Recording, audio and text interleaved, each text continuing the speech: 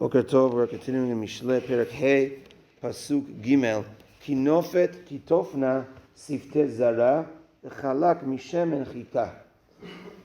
Kinofet kitofna, as sweetness drips from the strange woman's mouth. This is talking about sin. When a person sins, lo alin, and the example given here is with a woman.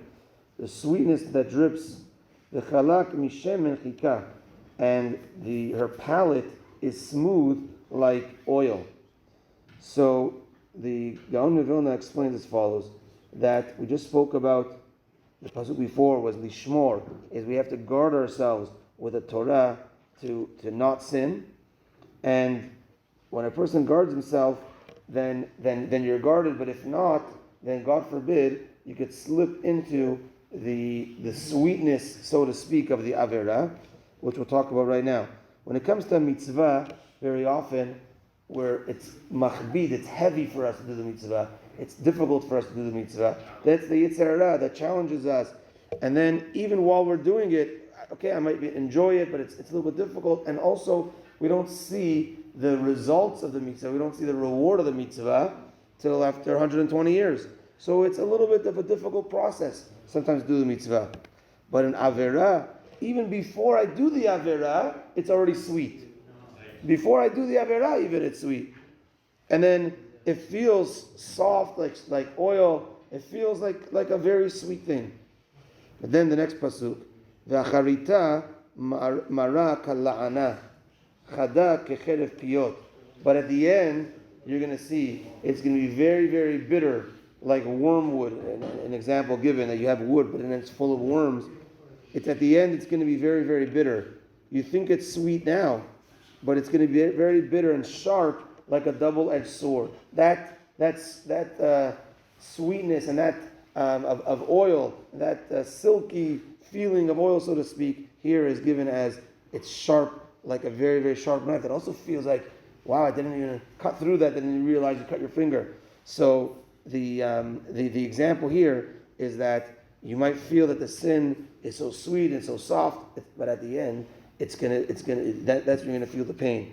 At the end, certainly in Olam Haba, says the Gaon of Vilna, even Ba'olam Hazeh, very often people that lead a life of sin, they regret afterwards, and they feel bad what they've done. They recognize that they've led lives of sin. So even Ba'olam Hazeh, there's gonna be that feeling of, wow, I shouldn't have done that. Last pasuk, Ragleha Yordot Mavet. Her legs go down to death. Sheol Se'adea Yitmochu. Sheol is another name for Gehinam. Her steps approach Sheol. Sheol is the grave. Sheol is another name for Gehinam. So here there's two things. There's death and Sheol and Gehinam. And there's Raglea, which is legs, and Se'adea, which is steps. So he says, there's two levels here. Raglea is wider steps with the regel. Se'adea is smaller steps, and Mavet is death, and Sheol can also be translated as the grave. It's not as bad as death. Death was the worst one. So he says there's the two things here. There's Raglea Yordot Mavet, bigger steps. This is referring to sin, that gets you to death. Sheol Se'adea Yitmochu. But the grave, there's steps that approach the grave. So what's he talking about? He says, in the levels of Averot, there's two categories.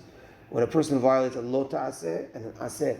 I've spoken about this recently. I did speak about this somewhat. I'm not sure if Mishlei, but a lo ta'aseh is whenever we see in the Torah punishments of death penalty or karet or lashes, etc. Those are for lo ta'asehs. In the asehs, positive commandments, to wear tefillin. If a person didn't wear tefillin, it's an averah. But there's no punishments associated to any of the positive commandments except for two. We'll talk about those two in a moment.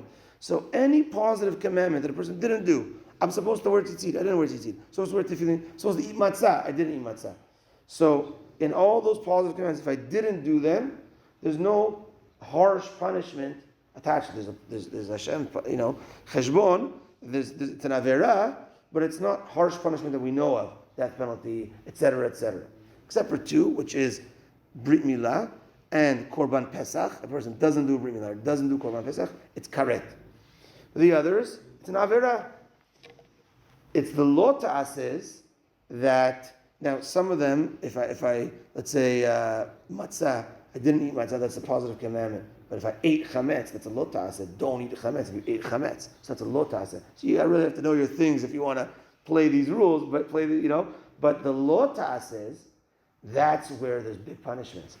So the example you're given and connected to the pasuk is the lo ta'ases get us to death spiritually. If we violate things that we're not supposed to do, and then we're kept there, so to speak, if with the asez that we didn't do. So you see, he gives an example of like a person falling in a pit. The pit you fall in if you violate the lo ta'asez. You want to try climbing out, those asez are piled on as well. Those ones that you were supposed to do, you didn't do, little punishments, they keep you in there. And that's raglea yordot mavet, the legs, which is the big averot, they get you to death. Sheol, into the grave, tse'adeh yitmachu, the small steps, they approach that area, that grave, and they keep you in there. And this again is connected to where we thought that the Averah was sweet, we thought that the Averah was good, but there's going to be regret at the end, and don't forget there's a Gdin and Cheshbon, and it's going to keep you in there. And yes, there's different levels of Averot, but even the Asez that are violated will still keep you in there. So we have to try to strengthen ourselves. That's the first where he started, to strengthen ourselves, lishmor, the Torah and the mitzvot, to protect ourselves from the apparent false sweetness of the Averot. Baruch Adonai Le'olam. Amen ve'amen. Rabbi Chananya ben Akashia omer tzak kadosh baruch hu lezakot et Yisrael lefichach yibar adam Torah mitzvah shene'emar Adonai chafetz man tzidko yagdil Torah ve'yadir.